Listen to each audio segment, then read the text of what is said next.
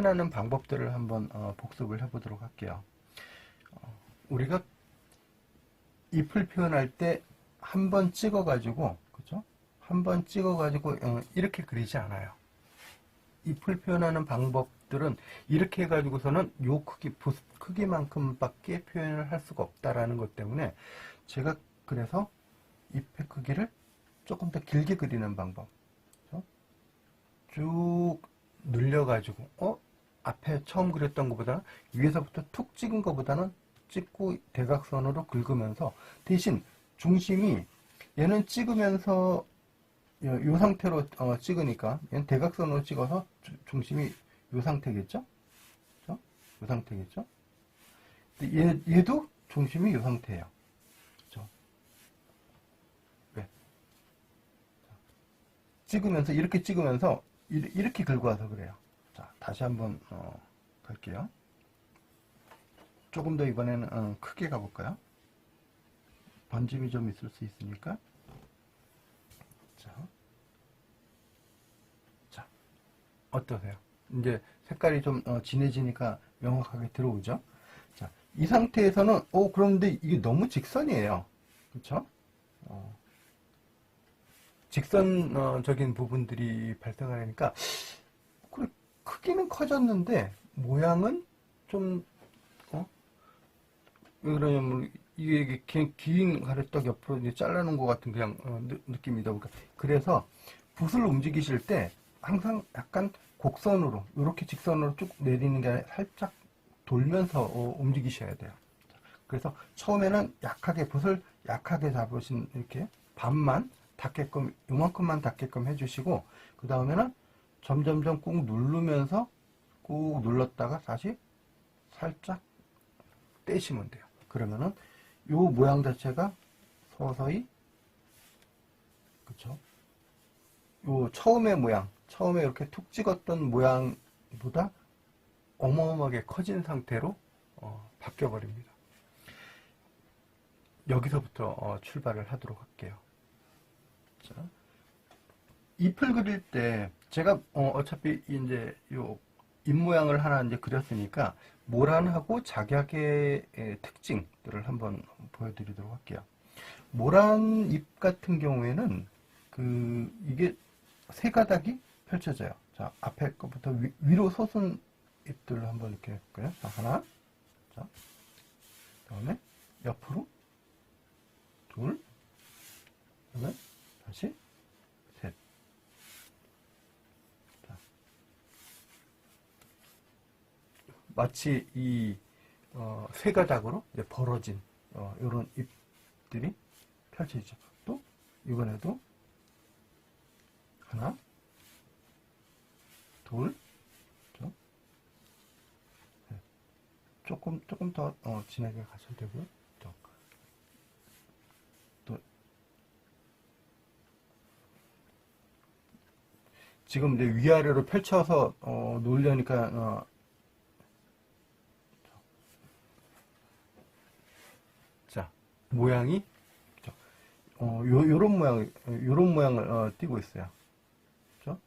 그 세 가닥씩 가운데 양쪽으로 벌려서 하나, 그다음에 얘네들은 가운데 양쪽으로 벌려서 하나. 근데 작약도 사실은 모양이 비슷한데 작약은 잎이 다 분리가 돼요. 얘네들을 따로따로 그리시면 돼요. 하나, 얘네들도 하나, 그다음에 두 개, 세 개. 그래서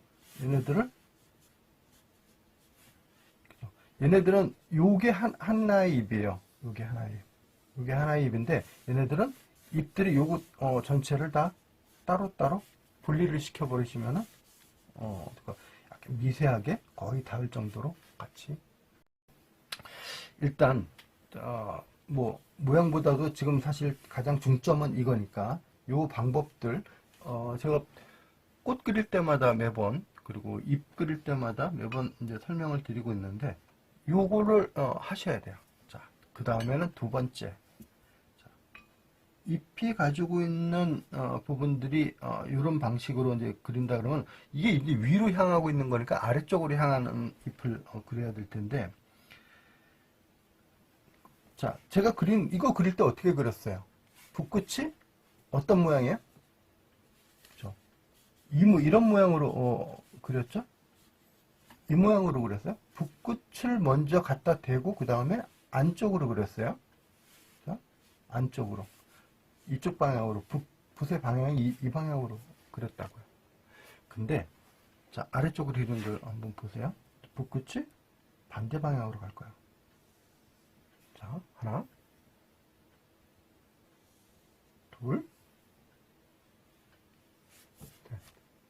자, 그쵸? 붓끝이 여기를 향해 있죠. 그리고 이거는 지금 이제 붓 모양이 요런 모양이 될 거예요. 자, 요런 모양으로. 그래서 붓끝이 여기에 있고 얘도 붓끝이 이쪽에 있죠. 근데 아래로 그리나 위로 그리나 방향은 얘는 이쪽 방향인데 얘도 이쪽 방향이에요. 그렇죠? 근데 그 잎이 향하는 방향은 하나는 위로, 하나는 아래로 이런 모양이 달라지죠. 얘를 그릴 때도 사실은 마찬가지가 되는 거예요. 얘를 이런 모양으로 그린다 그러면 얘는 이렇게 그려야죠. 이렇게 그려야죠. 붓끝이 끝 방향으로 이렇게. 그렇죠? 이런 식으로 해가지고서는 같이 연결될 수 있도록 이렇게 그리셔야 될 겁니다. 이 안쪽으로 파고드는 꽃잎들이 이렇게 두루뭉실한데 안쪽으로 이렇게 파고드는 잎들 같은 경우에는 어느 정도까지 깊이 파여지는지에 따라서 모양이 좀 달라지는데 대체적으로는 너무 깊이 파고 들어가 가지고 이렇게 끊어지지 않도록 해주시면 될 것 같아요. 그래서 요 세 개가 일단 한 잎이라고 생각을 하시고 그 다음서부터는 양쪽 이제 줄게 있으면 다시 이제 이렇게 펼쳐주시면은 잎의 모양을 표현하는데 좀 수월하게 갈 수 있지 않을까 싶습니다. 자, 요거를 응용하는데 사실 제가 처음 시작할 때 꽃잎을 표현하는 것도 아니고 줄기나 뭐 나무를 표현하는 것도 아니고 잎부터 먼저 그렸어요. 그렇죠? 근데 제가 잎부터 먼저 그린다는 이유가 있어요. 꽃잎을 그리기 위한 방법도 잎과 매우 흡사한 부분들이 있어서 그래요. 자, 제가 흡사한 부분들이 어떤 부분들인지 보면, 자, 붓을 한번 툭 찍어가지고 밀었죠. 쭉 밀어가지고 큰 덩어리를 만들었죠. 그것도 곡선으로. 그렇죠? 이 방법은 꽃잎을 그리는데 매우 유용한 방법이에요. 자, 다시 한번 볼게요. 먹으로만 그리니까 이게 좀 이제 효과가 잘 안 나는 것 같은데 그래도 기본적인 표현법들을 먹으로 연습을 하셔야 돼요. 앞쪽 부분들을 조금 더 진하게 이렇게 하신 다음에 자 이번에는 이제 꽃을 그릴 거예요. 옆으로 한번 놓여져 있는 꽃을 그릴게요. 자, 꽃잎을 하나, 둘, 옆으로 넓히면서 원래 붓 크기보다는 조금 더 잎의 크기를 넓혔는데 요거는 그냥 사실 되게 작게 넓힌 부분들이에요. 길게 끌고 간 거 아니니까. 자 이번에 두 번째 요 사이를 끌고서는 서서히 움직이면서 넓힐게요. 자 지금 앞서 봤던 꽃잎의 길이보다는 어마어마하게 긴 꽃잎을 지금 옆으로 그리고 있습니다. 자, 또 이쪽 반대쪽으로도 한번 해볼까요? 자, 안쪽으로 모이는 꽃잎. 가운데 중심 부분 양쪽으로 모이는 꽃잎을 지금 그렸어요. 어떤 정형화된 형태가 아니니까 그 다음에 요 안쪽 부분들은 나중에 꽃을 그려야 되니까 비워두시고요. 그 다음에 이쪽 부분들 하나 자, 두 가지만 해도 모양이 갖춰지죠. 근데 그 모란 같은 경우에는 꽃잎이 이 한 겹으로 되어 있는 게 아니라 여러 겹으로 이렇게 풍성하게 펼쳐지는 모습이다 보니까 요것만 그려가지고는 좀 막 피기 시작하는 모습으로 비칠 수 있죠. 조금 더 연결해서 할게요. 두 개. 두 개만 벌써 갖다 대도 지금 요거 그리는 방법하고 동일해요. 대신 붓끝이 그 다음 잎 경계 부분들을 지나간다라는 것만 틀리죠. 그래서 이렇게 그리면은 꽃잎 자체가 이렇게 커지는, 이렇게 툭 찍었을 때보다는 상당히 커지는 효과가 발생을 하게 됩니다. 자, 이번에는 반대쪽으로도 항상 어떤 특정한 부분들이 중심이 있잖아요. 여기 이제 꽃을 잇는 부분들이 되겠죠. 중심이 있으면은 중심을 기준으로 해가지고 한쪽을 했으면 반대편 쪽 균형을 잡으면서 해서 이쪽을 많이 하고 이쪽을 작게 하더라도 반드시 양쪽을 하면서 그렇게 가주시는 게 좋아요. 자, 이번에 이쪽으로 한번 갈게요.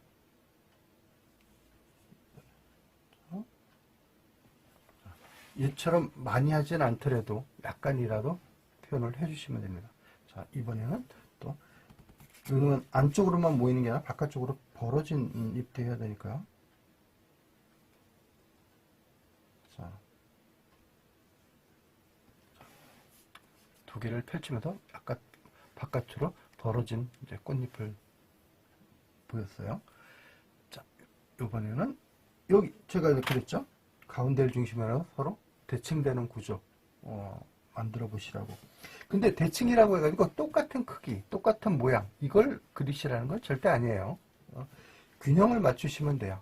만약에 제가 요것들은 거의 균형, 가운데를 중심으로 양쪽을 똑같이 그리고 얘도 서로 대칭되게 그렸다 그러면은 얘를 그릴 때는 이쪽은 조금 더 많이, 이쪽은 조금 면적이 작죠.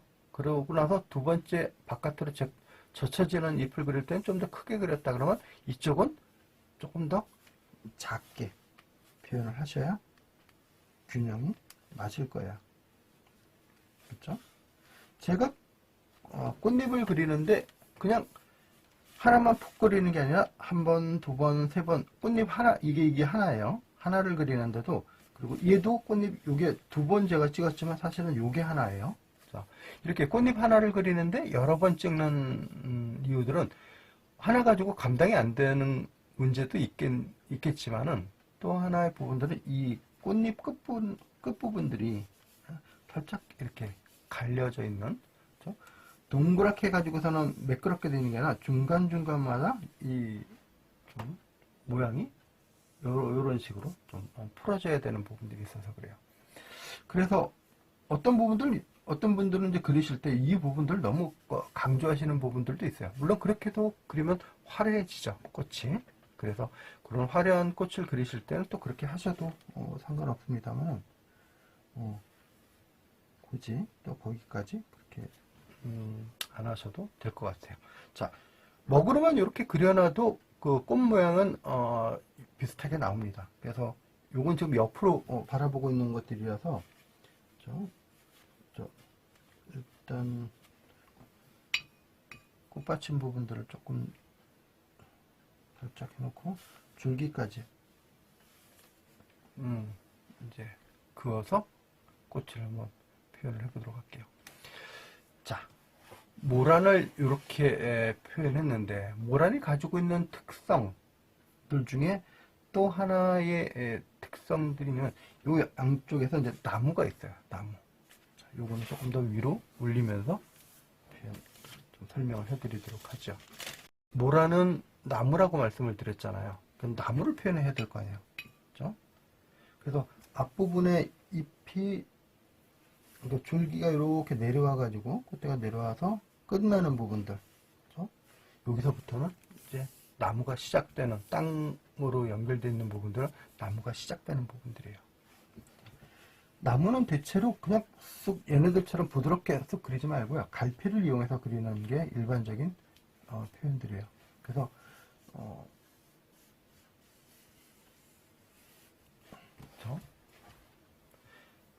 그리고 이 부분들도 살짝 이제 옆으로 긁으면서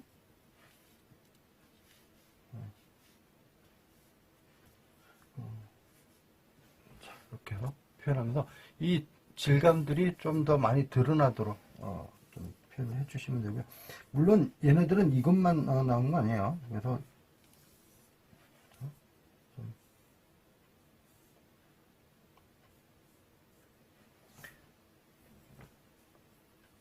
각각의 모습들을 좀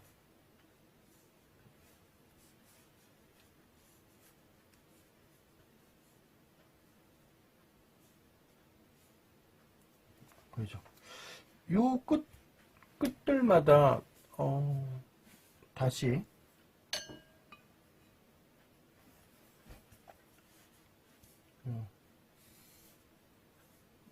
피는 부분들이 좀 생기고요. 그리고 여기다가 잎을 그리셔도 돼요. 모두 다 꽃을 그릴 건 아니니까요. 이래 놓고서도 그 부분들마다 잎들을 이제 그리시면 되는데, 잎을 그릴 때 제가 앞서서 설명을 해드린 것처럼 표현하실 수도 있고요. 아니면은 그냥 그 잎이 가지고 있는 특성만 이해하고서는 그 빠르게, 근데 얘랑 자칫 잘못하면은 닮아버리는 수가 있기 때문에 잎색을 조금 바꾸시는 게 좋을 것 같긴 한데, 지금 먹으로 그리니까 그냥 비슷하게 가도록 할게요. 자, 그리고 어차피 인맥이 들어가면은 비슷한 색깔이라 하더라도 나중에는 이제 구분이 되는 부분들이 생길 겁니다. 자.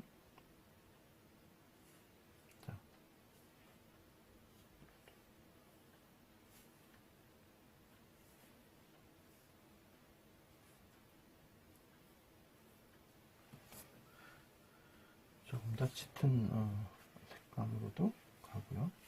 이쪽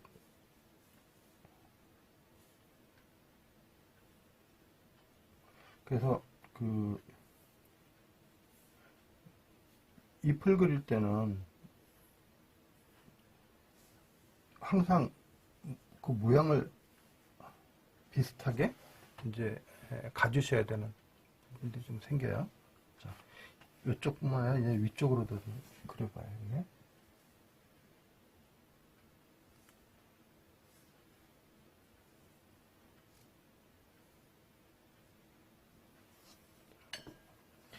그 같은 색깔로 표현한 것보다도 조금 더 흐리게 표현하셔도 돼요. 항상 대신 이제 색이요? 좀 이렇게 잎들의 모양들이 처음에 제가 알려드렸던 세 갈래로 갈라지는 그 특성만 유지를 하면서 그린다면은 뭐 꽤 그럴듯하게 그려내실 수가 있을 것 같아요.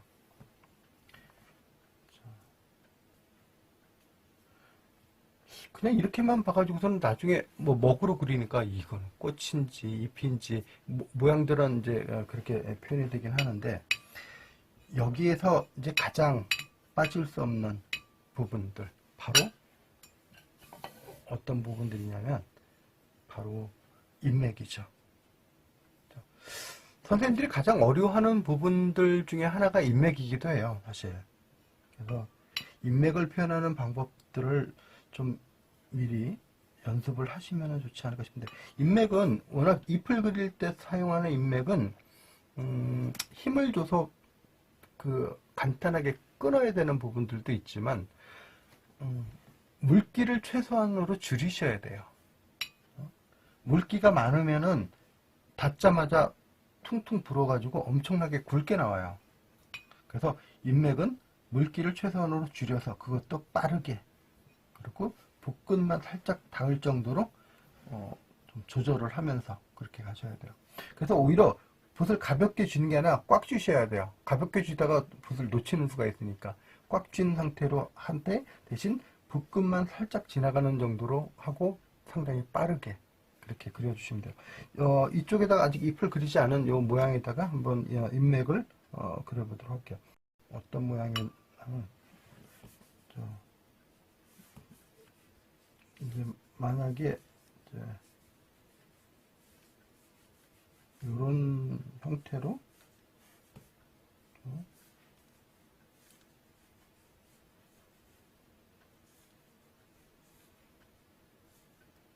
이런 형태로 이제 잎이 있다.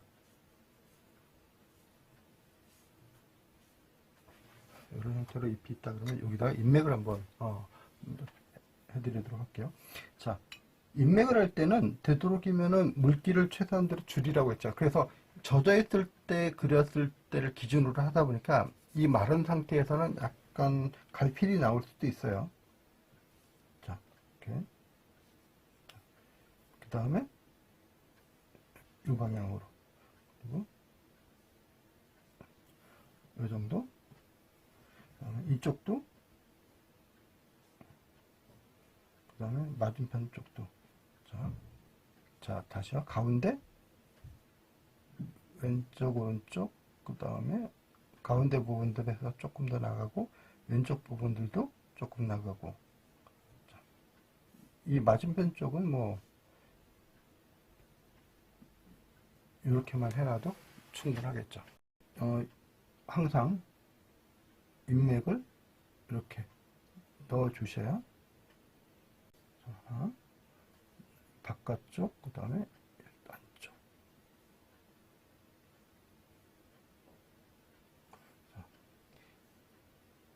인맥이 들어간 잎과 그렇지 않은 잎의 차이는 지금 보시는 것처럼 완전히 다른 느낌이 돼버려요. 최대한 물기는 말씀드린 대로 최대한 빼시고요. 그리고 잎이 이렇게 부드럽게 위에서 아래로 아랫방향으로 이렇게 곡선으로 움직이시는 게 좋아요. 이렇게 확 들리는 쪽으로 하거나 아니면 너무 직선적으로 가지 마시고요. 제가 그 그리는 잎들도 대체적으로 약간씩 다 곡선이에요. 그죠? 지금 제가 이제 짙은 쪽 부분들은 조금 더 농도를 올려가지고 잎을 그리고 있어요. 여기 부분들을 좀 선생님들이 옆면에서 좀 보실 수 있도록 제가 한번 볼까요? 너무 멀리 있네. 잠깐.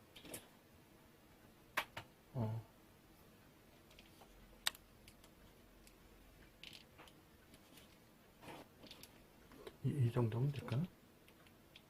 자, 너무 크게 확대가 되는 거야. 요쪽 제가 잎을 다는 것들을 한번 보여드리도록 할게요. 자, 안쪽에서부터 이제 바깥으로 나가면서 이렇게 중간마다도 이렇게 태점을 찍어서 강조를 좀 해주시면 될 것 같아요. 자, 여기서부터 여기까지는 제가 물기가 충분히 있는 부드러운 걸로 표현하지만 이 뒤에서부터는 갈피를 이용해 가지고 제가 그냥 그리나고 보니까 색감이 조금 밝아진 것 같아요. 이 부분들은 사실은 이 줄기 앞쪽에서 쭉 뻗어 나온 줄기에 비해서 약간 어둡게 그리시는 게 더 좋아요. 이 부분이 색감들이 조금 더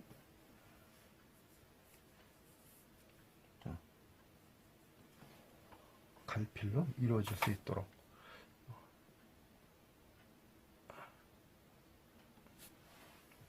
자, 이쪽도 마찬가지겠죠?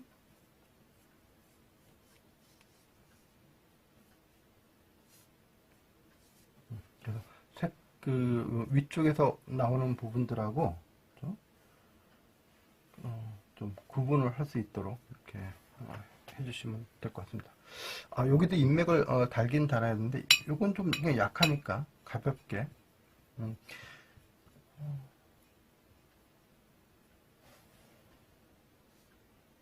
흐린 부분들은 인맥도 흐리게 가셔도 돼요. 모두 다 같은 색으로 인맥을 그려버리면은 잎이 너무 똑같이 천편일률적으로 되어버리니까 좀 다양하게 보이시는 게 좋죠.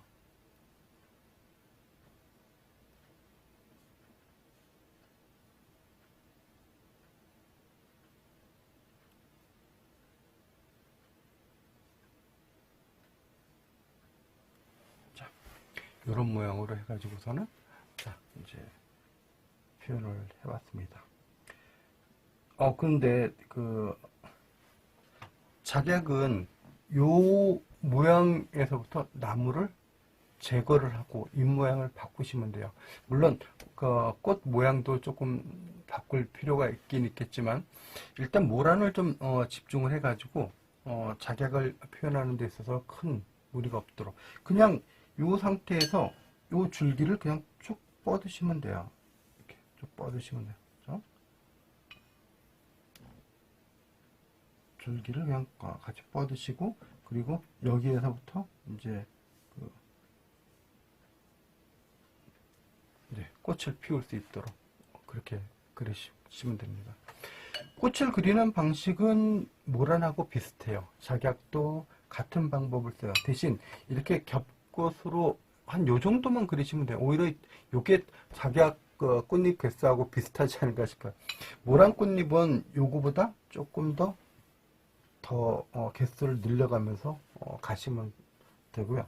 지금 만약에 여기다가 이제 꽃잎을 한다 그러면 그냥 몇 가지만 열어서 그리고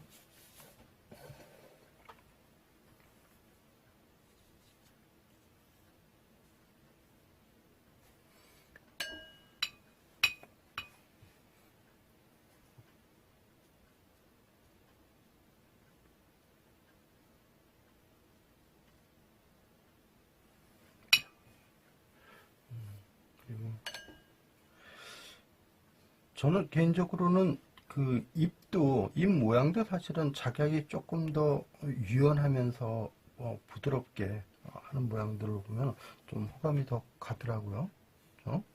얘네들은 아까 말씀드린 대로 다 좀 살짝씩 끊어가지고 밑으로 한번 내리는 걸 해야겠네. 그리고 윤기도 훨씬 더 많아요.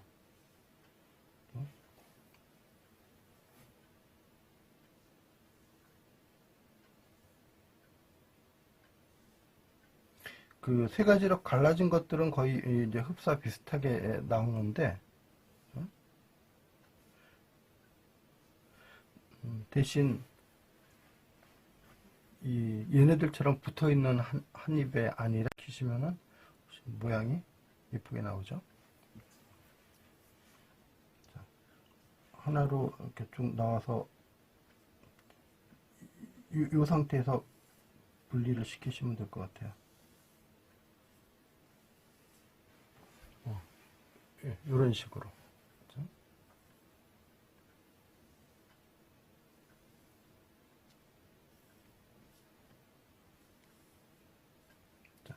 역시 이 작약을 표현할 때도 인맥을 달아야 그래도 표현이 좀 수월하겠죠? 잠깐만요. 얘네들 물기를 좀 더 빼야겠네요.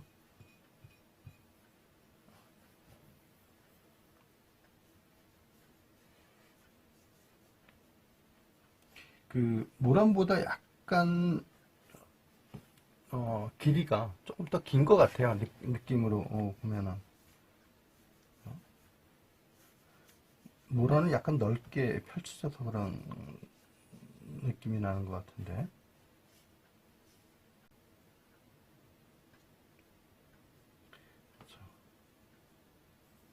물론 꽃받침 부분들도 좀 표현을 해야겠죠.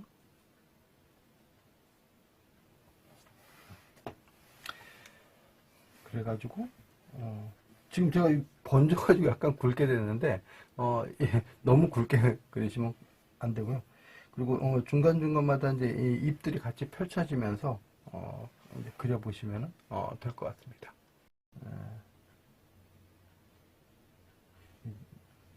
눈에 띄는 부분들을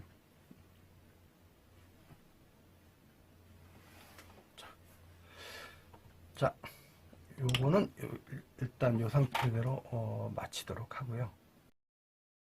참 그림 그리는 방법들은 다양하게 워낙 많이 있어요. 또 심지어는 저는 이제 호분을 거의 쓰지 않습니다만은 이 수묵화를 그리시면서 호분을 쓰시는 분들이 생각보다 꽤 많으세요. 그래서 꽃 그림을 그리기 위해서 꽃 그림을 그리는데 호분을 안 쓰고 어떻게 그리나 뭐 싶은 정도로, 왜 그러면 호분이 밑에 바탕색을 만들어주면서 그 위에 얹혀지는 색들이 먹색과는 분리시키면서 훨씬 더 화려하게 띄우게 하거든요. 근데 저는 좀 개인적으로는 그건 반대하는 편이기는 해요. 물론 그 꽃이 더 화려하고 수려한 그런 형태를 나타내기 위해서는 그 호분을 써서, 왜냐면 호분은 밑에 가라앉아서 무겁기 때문에 이 화산지라든가 이 종이를 메꾸는 역할을 해요. 그렇기 때문에 색이 더 선명하게 드러나죠. 그리고 실제로 오래돼도 이 호분 자체가 가지고 있는 특성들이 색을 점점점 밝게 해주는 부분들이죠. 전체적으로 종이도 세월이 지나가고 있고 먹색도 그것과 어울리면서 같이 흘러가고 있는데, 호분만 얘만 동그라니 분리되는 그런 느낌이 든다고요.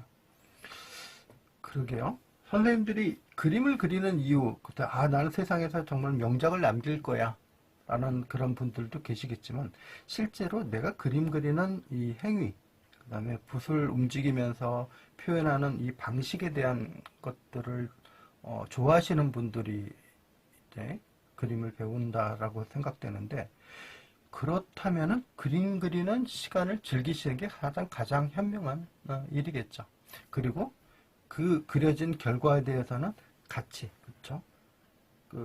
이건 어떡해요?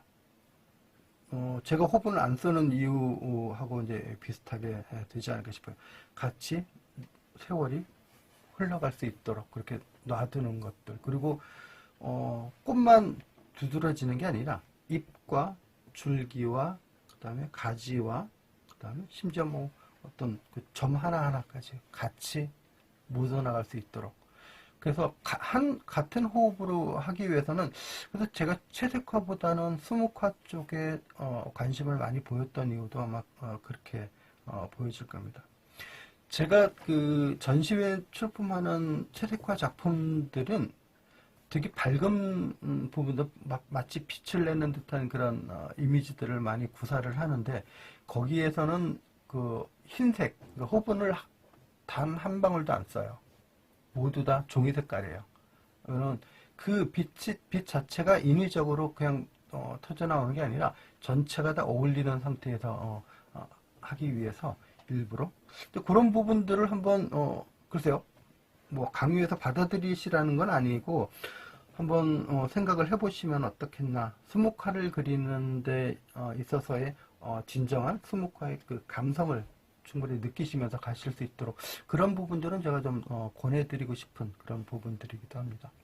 제가 이런 강의를 열면서 많은 분들하고 인연을 맺는 거를 상당히 중요하게 생각했던 부분들인데, 특히 올해 첫 시간 때 말씀을 드렸던 것 같은데, 올해의 화두를 제가 인연으로 잡았어요.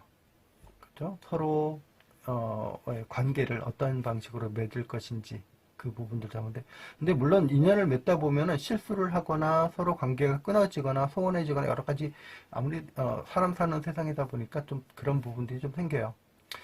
그래서 많이 반성을 하고 있습니다. 선생님들께서는 같이 좋은 인연, 그리고 그걸 유지하는 게, 사실 인연을 맺는 것보다 유지하는 게 되게 힘든 것 같아요. 좋은 인연 유지할 수 있도록 저도, 그리고 선생님들도 같이 노력해서 올 한해 진짜 좋은 인연으로 유종의 미를 거둘 수 있게 되기를 기대합니다. 오늘 수업 마치도록 하겠습니다. 수고하셨습니다. 감사합니다. 감사합니다.